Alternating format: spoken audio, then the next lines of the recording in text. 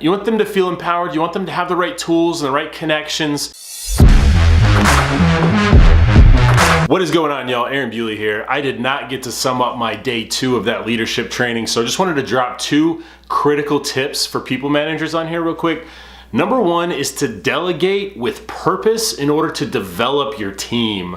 All right, so the things that you should be doing as a people manager are things that only you can and should be doing.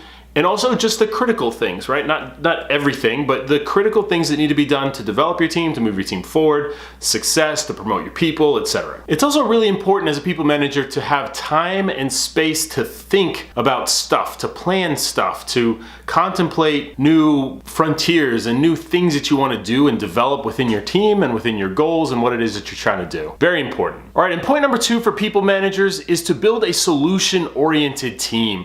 You want your team members to bring you solutions to problems, not just bringing you problems only. We talk about this with our kids all the time too. Don't just be a thermometer, but be a thermostat, right? Don't tell me what the temperature is, but help me to control the temperature in the house. These are gonna be your doers versus your complainers. So one of the key things to this is to have as many A players on your team as possible. When you look at your team, you're going to have A players, B players, and C players, or some mix of that. You may not have any C players, or you may not have any A players.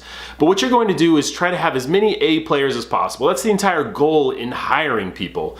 And what you'll do actually, and when you spread out how you spend your time as a manager, is you'll spend pretty much as little time as possible as you can on the A players because they're already A players. They're already doing it. They're already crushing it. They're already solutioneering. So as a manager, you'll spend the vast majority of your time in that B player category, trying to take those B players and move them into A players. Okay, and then your C players will either spend some time there and see if you can move them up or move them out is basically how that'll work out. But another key point in building a solution-oriented team is making sure that your team feels empowered to make those decisions, to create resolutions, to create solutions, and then be able to go and execute on them, right? You want them to feel empowered, you want them to have the right tools and the right connections, and then to know that you have their back as they go through these things as well. So that's it, y'all. That's 2 critical points for people managers. If you want to find your happy place, dig into those things. If you have questions about anything I just said, please drop a comment below. Happy to explain or expound on any of it. So, all right, y'all. Have a great weekend. See ya.